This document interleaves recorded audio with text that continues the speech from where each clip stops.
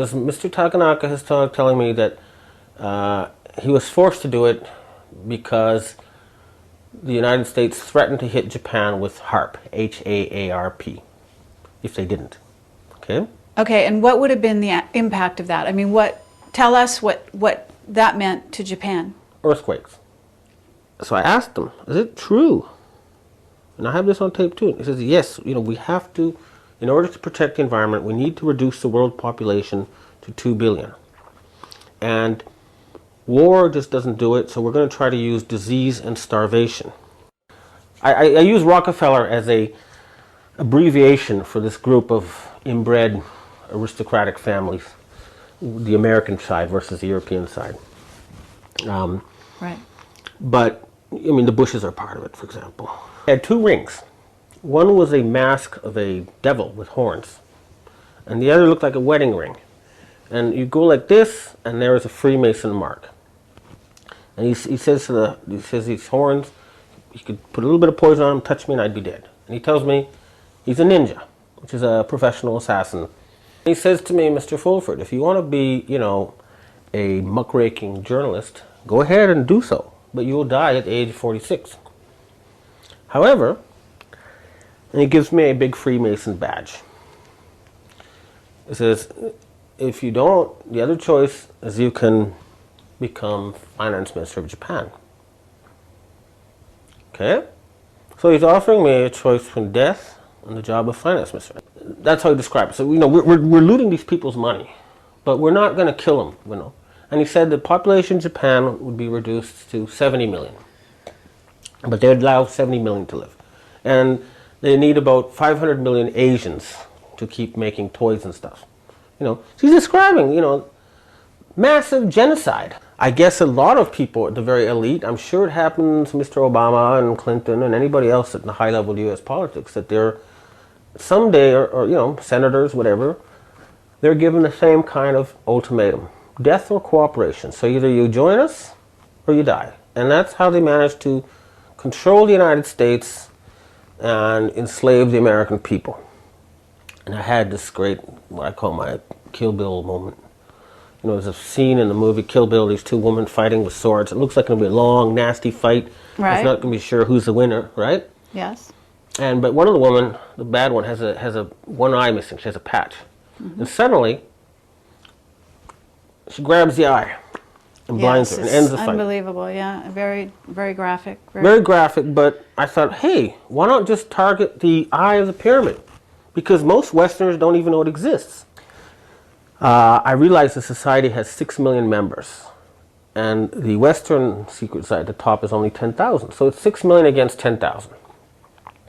So suddenly I said, well, that's it, isn't it? We got these bastards. I became the first Westerner in 500 years to join. A bodyguard at that point? Did you hire someone? No. Look, no? If you need a bodyguard, it's too late. Oh. You have to operate at a higher level. I mean, if they really want to shoot me, they're going to shoot me. You have to make them not want to shoot you. The key to democracy is control over money by the people, not by a secret elite. It's the money that counts. If you lose control over your money, hand it over to people you can't see, you're a slave. That's what you have to remember. Never, ever again let some secret power elite take control of your money away from you. If they're going to try to kill billions of people, then we're going to have to kill 10,000 people in order to prevent that, if necessary. And the arrangements have been made. I'm Carrie Cassidy from Project Camelot, and we're really pleased to be here with Ben Fulford today, former bureau chief, Asia Pacific for Forbes magazine, which is really fabulous. You did that for 6 years, I understand. Yeah, about 6. 6. And you've been living and working as a writer and journalist in Japan for 20 years? More than that. I first came in 1980. Oh, really? I was a student. I went to university here. Oh, I didn't know that. Okay, so you went to the University of Tokyo, or what's it called? Well, maybe I should give you my a brief background. I was born in Ottawa, Canada, in 1961. And when I was 6 months old, my family moved to Cuba. My father was a Canadian diplomat. Right, okay. He was kicked out by Castro because he was helping all these refugees escape. Then I lived in Mexico until I was 8. And then from 8 to about 16, I lived in Canada. Went to a French school. So I grew up speaking 3 languages. So you actually spoke Spanish? And English as a child, and then French, you know. From middle school on, it was all in French, so. All right. And then, you know, I was at the tail end of the hippie era, and I was picking up like these echoes from the past that was going on. And this is the street wisdom as opposed to what you're learning in school. And, you know, the word was that if you went to university, they would just brainwash you into being a consumer, and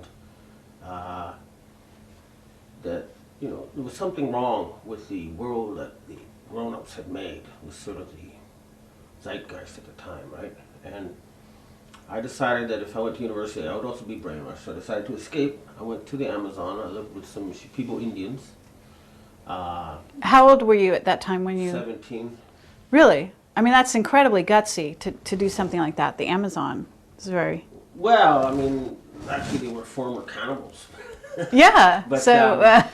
even yeah, I mean, a lot of, you know, hair-raising experiences, you know, machine guns held in my head and all sorts of stuff like that. Nearly eaten by a bear, chased by wolves. So you went to the Amazon, you're like 17 years old, and you're not going to college. Did your parents have a problem with that? Well, I mean, what could they do? I mean, I physically left and disappeared. I mean, why, you know. So you're just very independent from a young age? Yeah, I think I was sort of, I mean, I'd go, you know, spending nights out in the wilderness alone, like from age around 12 and stuff. So Wow. It was, for me, it was just really itching to go. Is it, I mean, did your Fulford name, because, you know, we know about, like, your grandfather was, you know, this very well-known Fulford. Was your family considered, you know, I don't know, part of the ruling class in Canada at that point, well, or sure. not? I mean, my great-grandfather was, you know, what would be today a billionaire and a senator. And my grandfather was an MP, member of Parliament for about 20 years. And my father was an ambassador to, you know, different countries. So you would be considered something of a child of the elite at that point? Sure. At the same time, I had a very unusual upbringing, and we were taught from a very young age, you know, to have a lot of empathy. And I was very disturbed by things I saw as a child in Mexico, in extreme poverty. I'll never forget when I was 7. I met this kid on the streets. And we played and talked. And he was the same height as me and about the same mental, you know, level. And it turns out he was 12. I asked my mother, how could that be? And she said, well, he doesn't have enough food to eat. I said, how could such a thing be allowed to happen? You know, and it's happening right now to billions of people. Right. They're not allowed to develop their human potential. They're not getting adequate education, adequate nutrition, medical care, nothing. I mean, it's a shame that such things are allowed to happen. At the same time, when I was in the Amazon, you know, it was a beautiful virgin forest, but they told me that in about 5 years it would be gone because the loggers were coming. And I said, what's out there that's destroying the nature and leaving so many people suffering? How could this be? And to me, it was clear that, and this is what you got us, you know, in this third world, in the street, at the poor level. There's something wrong with the way the Westerners were ruling the planet. And so I decided finally, after lots of, about 3.5 years of traveling and adventures, and you know, to compensate for not going to university, I read all the holy books, the Quran, the Bible, Confucius, Lao Tzu, you know, the Bhagavad Gita, etc., etc. Great. So you studied. Were you studying Eastern philosophy, say, before you came to Japan? Yeah, mystic stuff, you know, like meditating and. I mean, like the I Ching. Have you read that? Sure, yeah. Okay. All that kind of stuff. Great. And you know, word on the street level was that something would have to come from the East to help us, right? So I finally decided I'd go to university in Japan. It was a choice between India, China, and Japan. For various reasons, I chose Japan. Did you know at that point you were going into economics? I mean, I'm assuming that was maybe your major. I just wanted to learn. I didn't think about majors or jobs. In fact, I took every subject there is, I think. Right from economics, sociology, anthropology, math, biology, you name it. I took up to at least third-year level courses in all the subjects. Did you graduate with a degree? I eventually got a degree from the University of British Columbia in Asian Studies with a China area specialty.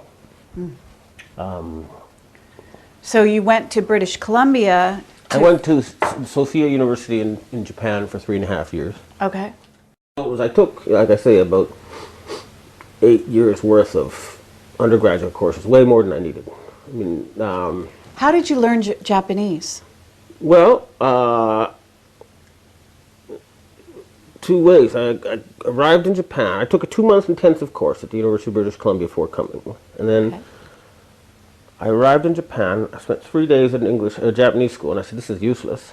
I got a job as a bartender in a bar run by a gangster. And it was from 9 p.m. to 5 a.m. And it was some sort of place where it had fights, and sometimes people would come in naked, and very, kind of lowest level of Japan you could find, basically. But the good thing about a bartender as a job for learning the language is that drunks keep saying the same thing over and over again.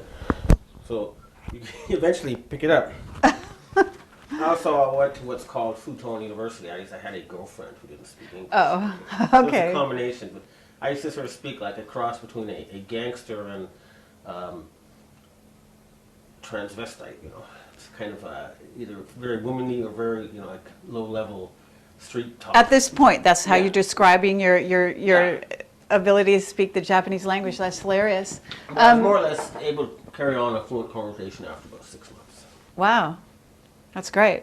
So do you write Japanese at all? Can you read Yeah, it? I've written, I think, over a dozen books in Japanese. Oh, published, right. Many of them Okay. bestsellers. And I have to know, are your books available in English? Because we didn't No, see that. no. I mean, I haven't actually. I deliberately switched to Japanese a few years ago after I left Forbes, because I knew that I was dealing with something dangerous, and I didn't quite understand what it was. Oh, wow. I remember being warned, for example, by Makiko Tanaka, the former foreign minister and the daughter of Prime Minister Kakue Tanaka, who was taken down in the Lockheed scandal.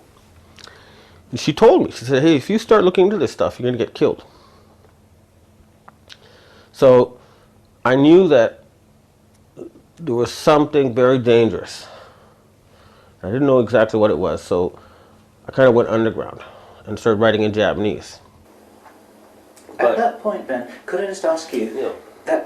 that stuff you referred to, at that point, what was the stuff that you were starting to get into, which you were warned about? At that point, what was the stuff? When I was at Forbes, I had already written several stories about the Yakuza and the gangsters, and I got lots of death threats as a result. And now the Moscow bureau chief for Forbes, Paul Klebnikov, was shot 10 times, outside of his house, and taken to the hospital and put in the elevator, and the elevator stopped for 8 minutes, and that's where he died. Wow. And And what year was this? Do you know, approximately?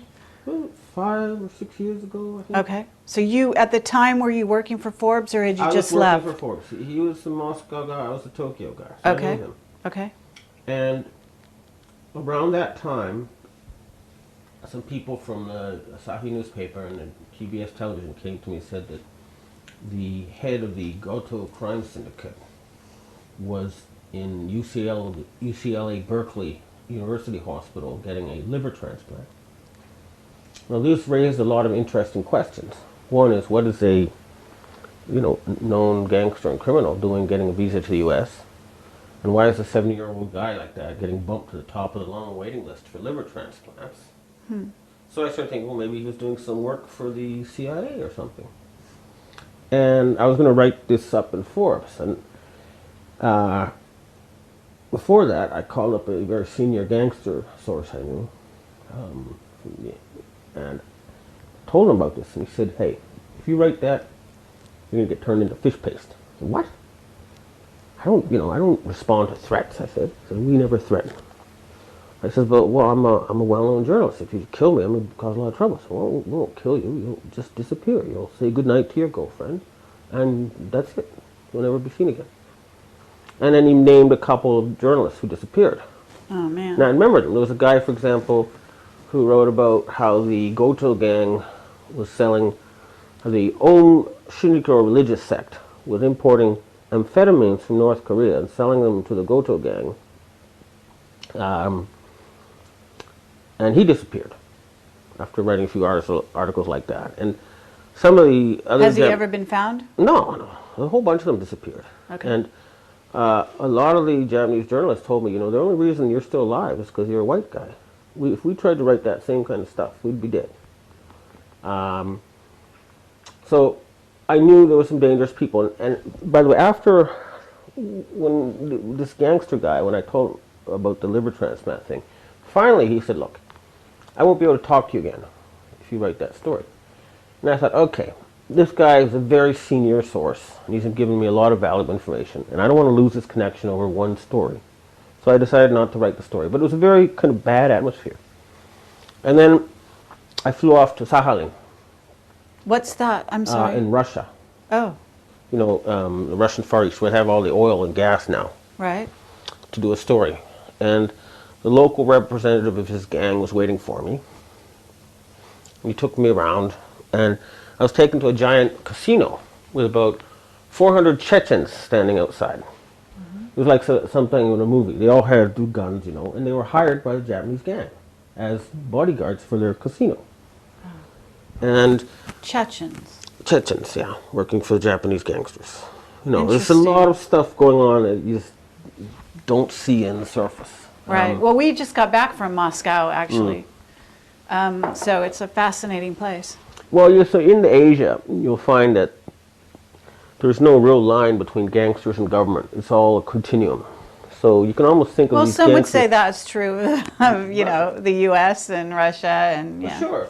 In the U.S., large parts of the CIA are basically organized crime, what they're doing, Right. Large parts are honest, patriotic people trying to defend their country, but there are groups in there that, as we all know, they smuggle drugs and do all sorts of criminal stuff. Right. So I'm sitting in this club, and this guy's beside me. He's really not like the one I knew in Tokyo. He's like a very high-level businessman. This guy is a real thug, really dangerous, and not a nice guy. And he's very, very tense. I said, listen, I want to go home. He says, no, you can't. You're going to be killed or something, right? And I just realized suddenly I was being set up for a hit. Oh, my. So I quickly, oh, my God. I point to these two oil men. I said, you don't have to worry about me. See, those guys, they're CIA, and they're guarding me. Plus, I have a file that will go public if anything happens to me. That names names and puts you all in jail. It was total bluff, okay? I didn't have any such file, and those guys were just oil men, but what can I do?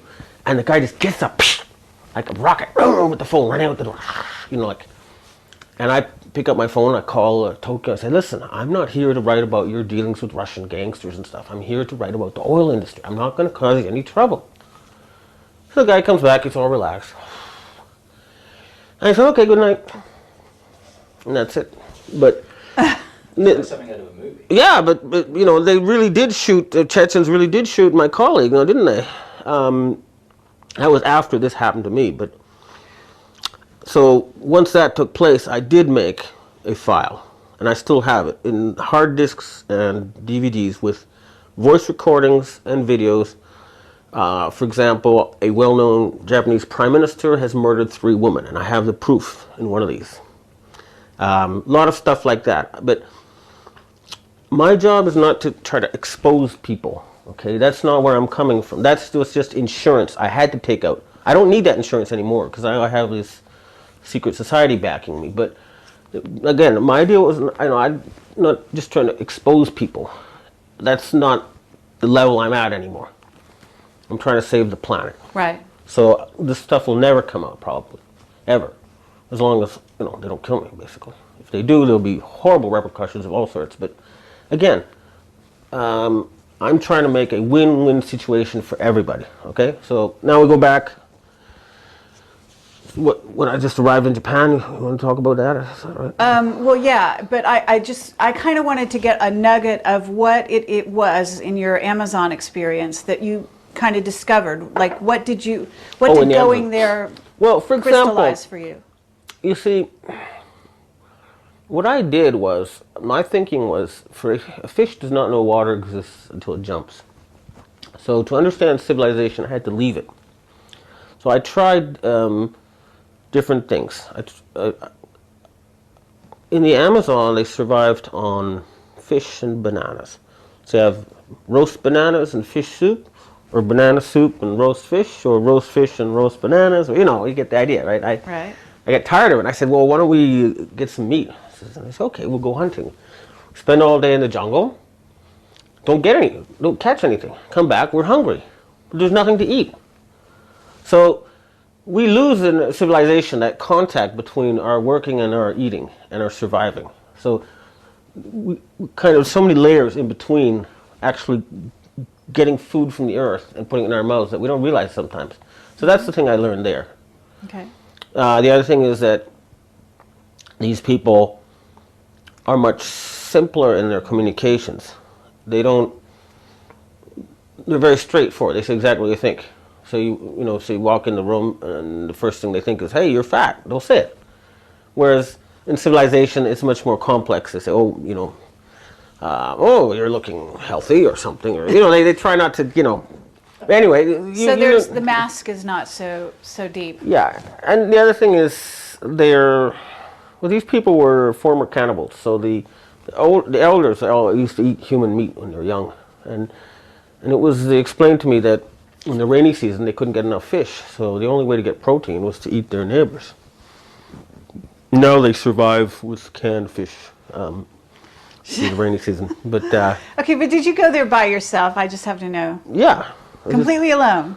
Yeah, I hitchhiked and got in a boat and just kind of arrived at the village. Unbelievable. Okay. Well, you must have an incredibly strong personality. I had read, the teachings of Don Juan. Yeah. Right? And I was looking for a witch doctor. Okay. To do an apprenticeship. I see. I actually found a witch doctor and did do an apprenticeship in Amazon. So that's why I went. So you had some training in magic. Yeah, I can purge river spirits and stuff from you if you need it. Okay. And, Good I know to some hear. of the herbs and plants, and right. I did a lot of this stuff called ayahuasca, which. That's like a trippy drug, right? Yeah, at the time there was almost nothing written about it in English, right? Mm-hmm. And like I say, I had to go right up to the upper reaches of the Ucayali River and out to find the people Indians to find the stuff. So you can imagine my surprise when I see it for sale in the street here as a legal drug years later, which it shouldn't be. You mean here in Tokyo? Yeah. Okay. That's interesting. Well, there's no specific law against it. But anyway, so fast forward, you're here, you're in Tokyo, you've gone to college, and did you go to apply to work for Forbes at that point? No, my first job I wanted to write a theory of everything, but you can't really pay the bills that way. So the first job I got was with an outfit called Knight Ridder, which was part of the Knight Ridder newspaper chain. So it was right. But it was their financial wire. So I would go and meet finance ministers and governors of Bank of Japan and stuff, and all the market news. So my stories would move the dollar, move the yen, or move the price of commodities every week, just back and forth. And it's really amazing to see that what I learned there as a financial market reporter is that it's really finance is mass psychology. It's mob psychology. And And that was a very interesting lesson that you don't learn in the school club, you know. So you learned like the power of the written word at that point, right? Well, it's the information and how they all have this story that they're following, and they're looking for slight changes. For example, you see governor of the Bank of Japan says, well, we might tighten interest rates a bit. Everything moves, right? Or even for the commodity markets, rumors that China is going to buy oil or something like that, cause everything to move. But tell me something about your background, because we listened to this interview with the Canadian radio, and you show an incredible understanding about the economy of the world, really, and what makes it tick. And I'm just wondering, where did you learn everything that you learned in that way? Well, of course I did all the, the university classes in Right. economics and stuff. But basically, for over 20 years, I've been following it, writing about it. I mean, everybody comes through Tokyo. Presidents, prime ministers, finance ministers, they have their G7s and all that stuff. G7 is here right now, as you may know. So I've been following it for over 20 years at the highest level. And Okay. I've been interviewing gangsters, prime ministers, finance ministers, presidents of big companies, presidents of small companies, just more than 20 years, almost 30 years interviewing all sorts of So people. it's an education in itself, I guess, interviewing, Yeah. as we find. As a journalist, you find that your job is a filter. You suck in huge amounts of information and look for the nuggets that are easy to understand and convey the essence, and you give that to the public. So that's the job, You're an information filter. But there are a lot of other financial journalists out there who are towing the party line. Well, And this is categorically what you haven't been doing. You're a real maverick in this field. Well, you see, it's very high-level propaganda. They're brainwashed. They really, really do not understand at the essence of what it's all about. And that's the trick. They try to get people sidetracked into esoteric mathematics, and they try to cover it with lots of complex words. So, they've come up with these derivatives that are so complex that most people don't even understand what they mean anymore. Like, I remember even almost 15 years ago or more talking about delta hedge formations, and so they get into this stuff, and it blinds them. It's like almost a deliberate, confusion, because at the essence, it's really very simple. Economics is people working to earn their living. And finance is a process of deciding what people will do next. And they try to not let us understand this, especially the part about finance. And that is the key to the world's problems now. So how did you, as a journalist for Forbes, was it gradual the way that you, because I can imagine if you have this knowledge that you have and you have this approach, as a journalist, didn't you get pushback from Forbes saying, no, don't write this, or don't okay, phrase maybe I it should that give way? you, I'll show you how I discovered things in chronological order, maybe the easiest way. First thing I noticed in Japan that everything was not as it seemed was when I saw some people lined up at a little booth. And I said, what are you doing? I said, well, we're exchanging our prizes for money from the pachinko, which is a kind of slot machine. And you find out that they have a huge gambling industry with giant neon signs everywhere that's basically illegal. And yet it functions openly and with rules. For example, no matter how hard you could try, it's going to be hard to lose more than $1,000 a day at those places. So here we have a whole system outside of the legal framework. And it connects policemen, gangsters, and businessmen all outside of the so-called legal apparatus. So this is something that made me realize something was different about this country. It was not just a Asian version of Canada, which on the surface it is. They have the upper house and lower house, they have the courts and everything. So structurally it's the same, but in essence it's totally different. What I learned was that this so-called legal democratic system was a front for a very different a real power structure. Okay. This is something that I learned in tidbits. But the first was a pachinko. Another one was a friend of mine got beaten up by a gangster in front of a police box. He went to the police box, and the police box guy said, the policeman said, you shouldn't pick fights with gangsters. That's it. So again, I said, geez, that's weird. But again, I thought this was just related to gambling and prostitution, which is kind of a gray area anywhere really. So, I didn't think much about it until, as a financial journalist with the wire service, it's very important to be quick. If you beat your competitors by 30 seconds, it's considered a big scoop. Right. So you have to find out where the power comes from. And talking, for example, to the bureaucrats at the Agriculture Ministry, they said, well, if you want to know what's really happening, you talk to Mr. Koichi Kato. He was a LDP power broker. And he was the man making decisions then. And so I got to know him. And I got called as a pinch hitter for one of his speeches. And then he came up and made his speech, and it was very impressive. And then he got a big fat envelope of cash. I said, oh, politics, certain.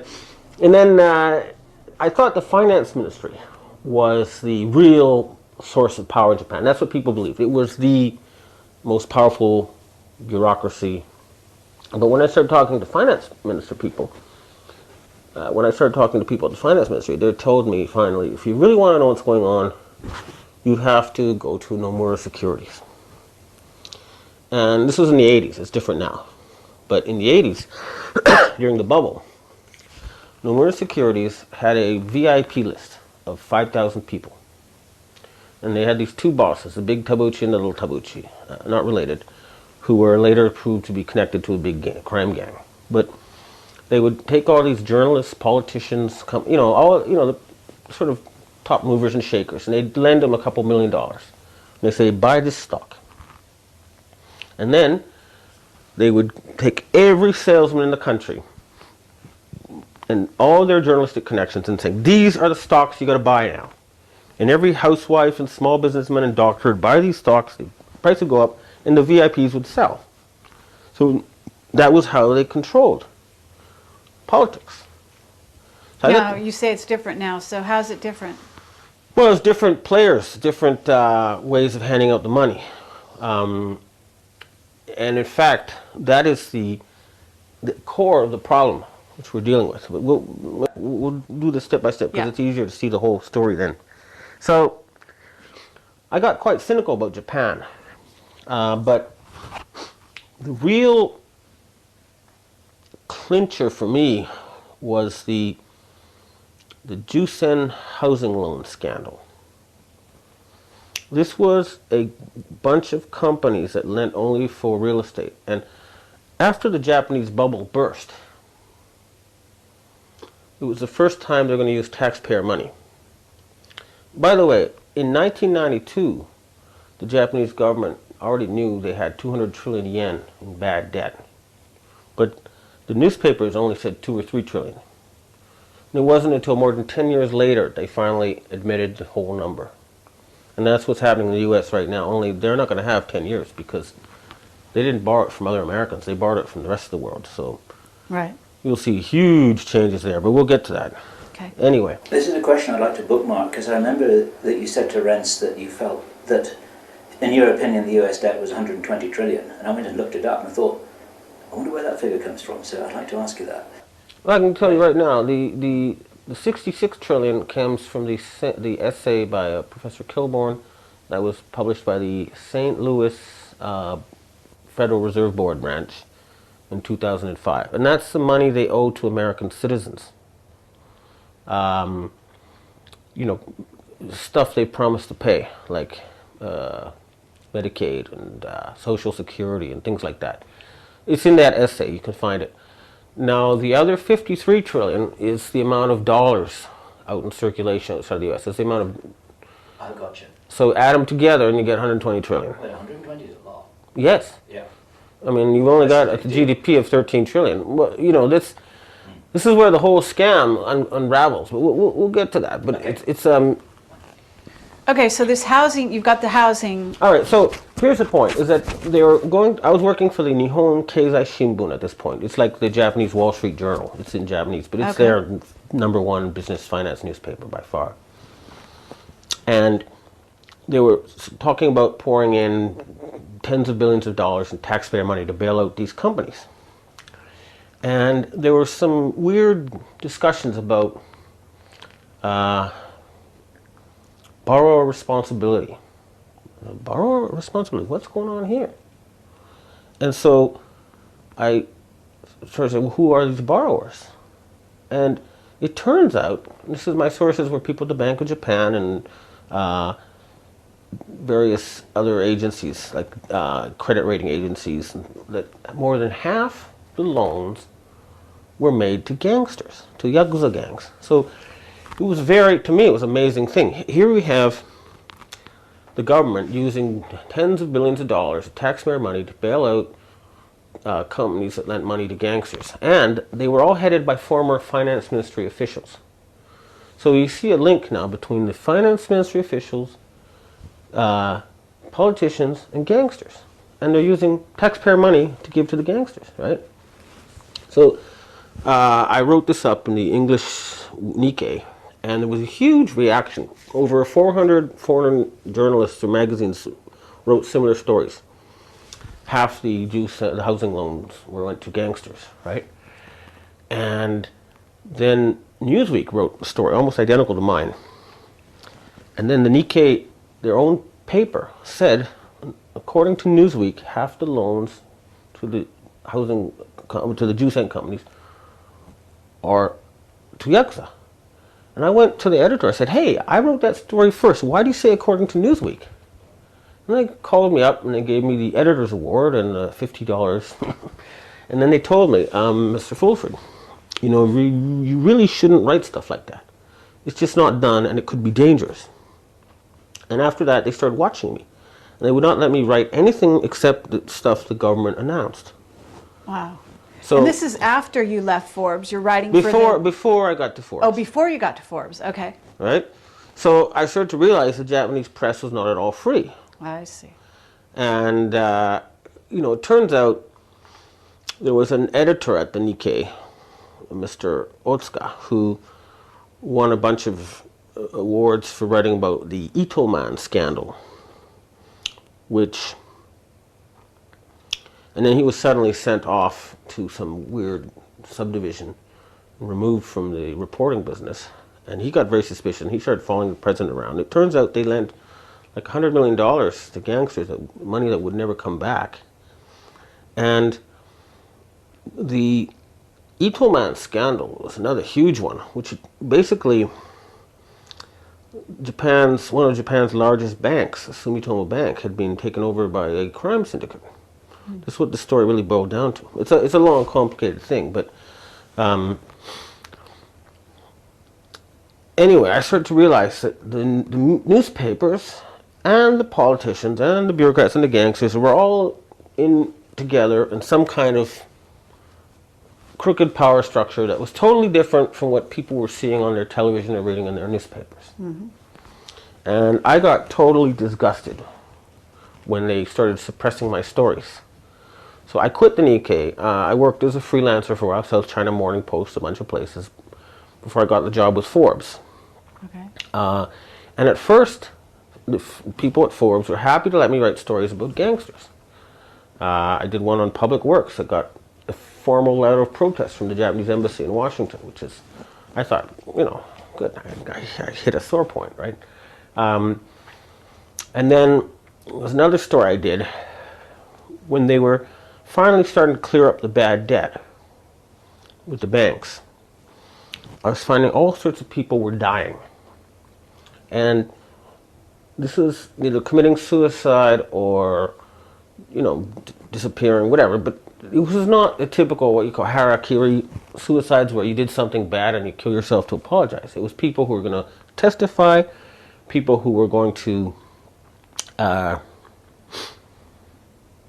prosecute people. For example, there was a financial scandal when the president of Daiichi Kangyo Bank, which is now part of Mizuho, was due to testify. The day before he was going to testify, at 11 o'clock at night, his wife left the house. And about 10 men in black clothing showed up. The lights turned off. Then they left. At around 1 a.m., The wife came home and he was dead. And they said it was a suicide. Now this came from the English version of the Yomiuri newspaper. It did not appear in the Japanese version. Okay? Now, so I then, at this point, I made lots of gangster connections because I realized that to understand what's going on in finance, you need to not talk to gangsters. Otherwise, you don't know what's going on at all. Okay. And so there was a bank called the Nippon Credit Bank that turned into Aozora Bank. I think it's now owned by one of those U.S. hedge funds, maybe Carlyle, I can't remember, I have to check. But anyway, the director from the Bank of Japan, Mr. Honma, was made president. And 2 weeks later, he was found hung. They said it was a suicide. And I knew this guy from when I used to cover the Bank of Japan. I said, no way he could have committed suicide. So I asked my gangster buddy, and he said, well, I'll check out with the guys down in Osaka. And he calls him, and I meet him again. He says, well, what happened was they pointed a gun at him, told him to write his will, then they injected him with a sleeping drug, and they hung him. And of course, I cannot write a story based on an anonymous gangster. And I knew he was a gangster because I had a detective agency confirm for me that he really was what he said he was. He was a senior boss of one of the biggest gangs. So I called the hotel, and where they found his body, and said, yeah, well, you know, the place they found the body, well, there's nowhere to hang himself from, right? So I called the police and said, well, you said you found the body by the window, but there's nowhere to hang himself by the window. So the police changed it, say, oh, well, we found him in the bathroom. And there was a Japanese TV personality in the room next door, Mori Kumiko, or Kumiko Mori. She, in Japan, she does the voice of Pikachu, you know, from the, what is it, Pocket Monsters? Oh, Anyway. yeah, Pokemon? Anyway, she's well known in Japan. Okay. And she wrote in her blog that there was screaming and moaning in the room next door, and she couldn't sleep, and there was no way that could have been a suicide. And I confirmed that with her manager. And apparently, he was killed because a bunch of loans to North Korean credit cooperatives. He was going to call them as bad loans. And if he did that, he would have exposed a huge North Korean ruling party underground link. The North Koreans have been sending pachinko money to Japan, importing amphetamines, doing all sorts of stuff. And to get the police to turn a blind eye, they paid huge bribes to the ruling party over the years. Did you write about this? I wrote it in Forbes, yeah. Yeah? Yeah, it's there. Although, you know, the editors are such chickens that they really took a lot of that out of that story, but it's still there. You can still Okay. find it. So I started digging deeper. But then, suddenly, Forbes starts putting pressure on me. I had a story about GE doing some very funky accounting here, involving billions of dollars, you know. They killed it without explanation. And then Really? Citigroup was kicked out of Japan for, you know, money laundering for gangsters. They were kicked out, and that story didn't run, right? And finally, what for me was the last straw was a antivirus software company paid a guy to make a virus, a computer virus, right? And I talked to the guy who made the virus, you know, and he's some guy living in a Filipino slum, but he's got a brand new $20,000 car, you know. And anyway, they said to me, well, this guy is the president of the company, is a friend of Mr. Forbes, and he bought a lot of advertising, and so we're not running his story. Oh. So they told you that, they actually told you the Well, real reason? the editor told me that, you know, we have problems with your facts, Mr. Fulford, you know, fact checking. This is their trick. They raise the hurdle higher and higher. Facts. For example, you saw them in bed together. Are you sure? That doesn't mean they're making love. Was there a blanket on top? No, there's no blanket. Well, did you see the actual penetration? Well, no, his butt was in the way. Oh, well, then we don't know. You can't confirm it. Sorry. That's their trick. That's how they train the corporate media. They raise the facts. But anyway, the business manager told me the real reason. Okay. That the advertising and stuff. So, you know, I get one thing from the editor, another thing from the business manager. So I got totally disgusted and alienated, right? And so after that, the quality of my work at Forbes degenerated because I just didn't give a damn, and I was going to quit. I was getting ready to quit. At that point, a book of mine appeared in Japanese, became a bestseller. So I didn't need the income. A book about what? Well, just the first. This isn't the Rockefeller one, is it? No. This is stuff that came out a long time ago. Some of the stuff I just told you about the murders and the other stuff going on. It was about Japanese corruption. And a lot of people in Japan were, knew something like this was going on. And so anyway, I wrote several bestsellers like that. Okay. So I had an independent income. But what really made things click for me was I was on a TV debate show with some of Japan's top politicians. And I said, these are the guys running this country? Come on, you gotta give me a break. They're retards. I'm sorry to say this, but they're not high caliber. Okay, I'm debating them. So what on earth is going on?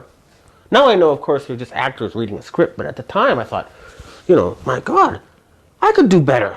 And then suddenly it was like, it was too enormous, the thought, but I realized, oh my God, the Japanese have $5 trillion in overseas assets. That's enough money to end poverty and stop environmental destruction. Well, why don't they use it? And I decided, hell, I could become a cynical alcoholic, foreign correspondent old fart like I see so many of at the Foreign Correspondents Club, who just, their careers platter out and they just spend years coasting along and getting bitter and cynical. Right. I said, no, hell with that. I'll become a Japanese citizen. I'll try to run for office and I'll try to convince them to use this money to save the world. That makes so much sense. But at the same time, though, I was very confused and bitter, right? And I wasn't, so another part of me was saying, well, you should write a book about Japan and then leave the country and go to Hollywood, try to become a scriptwriter or something. So it's two conflicting ideas in my mind. I had that one idea, but it's just too big and too, no, it just can't be real, right? But, so I wrote 2 chapters that would have really named names, specific politicians, specific crimes, specific gangsters. And it would have been so much of an expose that I would have had to either leave Japan or be killed after the book was published. Mm-hmm. The very day after I sent 2 chapters to my agent in English, I got a call from the granddaughter of the Meiji Emperor, Kaoru Nakamaru. And she said to me, Mr. Fulford, you really should not get the Yakuza angry. And are you sure that's what you really want to do? Isn't there something else you'd rather do? And I said, why is this lady calling me at this timing? And she tells me that a goddess had contacted her through the astral plane and was worried about me. Well, it turns out the goddess was the Japanese security police. But, whatever. She still insists it's a goddess. Only one time did she tell me it was the police. Every other time she says it's a goddess. But anyway, it doesn't matter. It was the timing, and what you really want to do is not something else. And I realized, yes, I want to save the world. And unlike so many people want to do that, I actually had a concrete method. This was worth $5 trillion. Well, that's enough money. And you can't take that money out of the U.S. because that would ruin the U.S. economy. So you have to pay Americans to do it, right? So that they benefit as well. Otherwise, in the past, what happened is if a Japanese politician threatens to take that money out of the U.S., well, then the U.S. is going to get really angry and try to crush that politician, right? So I think, okay, well, we'll do it in such a way that the Americans benefit too. Then they can't complain. And this is what I started setting out. I started writing books along those lines. Why don't the Japanese save the world? Okay. But what happened though, you see, this Meiji Emperor's granddaughter handed me a 911 video and said, look, Mr. Fulford, you know all about the corruption in Japan, but you have no idea about the corruption in the world, right? Okay. And when she gave me that, I was shocked. I said, oh my God, I read about this in the New York Times. This is some anti-Semitic thing. I'm not going to look at that, because we've all been trained anti-Semitic equals Nazi, which equals gas chambers, right? And you don't want to be involved with people who want to kill millions of innocent people, right? So this is the sort of thinking I had. So I wasn't even going to look at it because I had it all associated. And she kept calling me, did you watch it? No, did you watch it? And finally I said, oh man, I'll watch 10 minutes so I can tell her that I watched it. And when I did, it was like the scales fell off my eyes, as they say in Japanese. It's like, remember, I was a financial journalist for a long time. And because so many people read what you write, it moves markets. So you have a constant barrage of people trying to feed you BS information, which means you build very high immunity to false information. Okay. So I knew. I mean, this is something very, very weird. Because, and the problem most people at the high level of Western society have with the 911 thing is they say, well, no, because I don't care what evidence they show me. There's no way on earth that the New York Times, Washington Post, BBC wouldn't be reporting this. Because to accept that it was a cabal in the US government that did this, it means to accept that the entire belief system you have about your society is wrong. Mm-hmm. But having experienced what I did at Forbes with censorship and what I knew about the Japanese corruption stuff, so I started to do the research, mm-hmm. find out what's been going on here. And the answer is essentially that European society is not really democratic anymore. It's a plutocracy combined with an aristocracy, and the democracy is kind of a way of keeping tabs on the sheep sentiment, giving them a way to vent their frustrations within very restricted boundaries. This is so. There's many different words out there that people use, and it makes it very hard. A lot of people have trouble even now believing this stuff. So what I'm able to do is I can show you within the normal matrix of financial reports, Wall Street Journal stuff, how to trace it. Okay? And what you need to do, and what I did finally to figure this out, is you go back to 1918 edition of Forbes, their first rich list. And you find that the top 10 richest Americans controlled 70% of the money in the country. Mm-hmm. John Rockefeller, the first, was worth about $30 billion in today's money. And I think he controlled 25% of all the wealth in the U.S. at the time. And what happened was, the reason why the Rockefellers do not appear as so rich in the Forbes list, and remember, one of my jobs was to identify billionaires and count their money, was because it's put in as a charitable foundation. And in fact, they have hundreds of them. Rockefeller, Carnegie, Brookings, Hudson's, the whole alphabet soup of them. But each generation of the Rockefeller families and the other families, the Morgans, which are the Bush, people and stuff, you can see that they inherit the power. They still control that money. And they have a system so that each generation has one person in charge. So it's like a kind of hidden aristocracy. Instead of inheriting land, they inherit assets. Mm-hmm. And everybody who works within those assets is like a peasant working on the Lord's estate.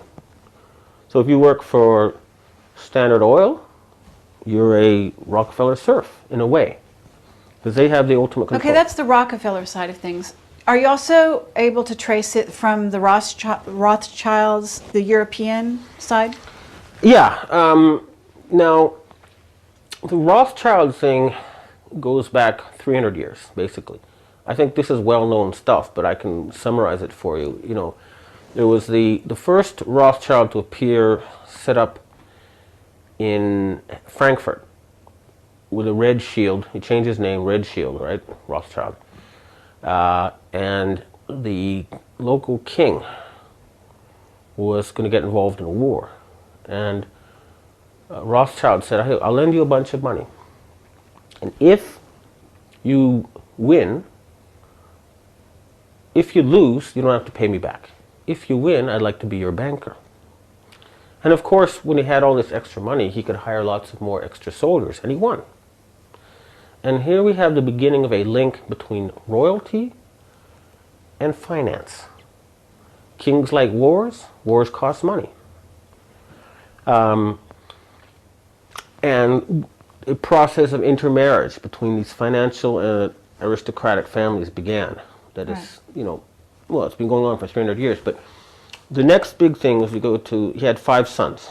And they're set to different parts of Europe. And they had, they were only bankers to kings. They tried to, at the very highest level.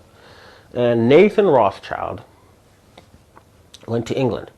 He started out buying cloth and selling it. And then he started, realizing if I control the dye makers and the cloth makers and put it all together, I can make more profit. And so he was exporting British textiles at first.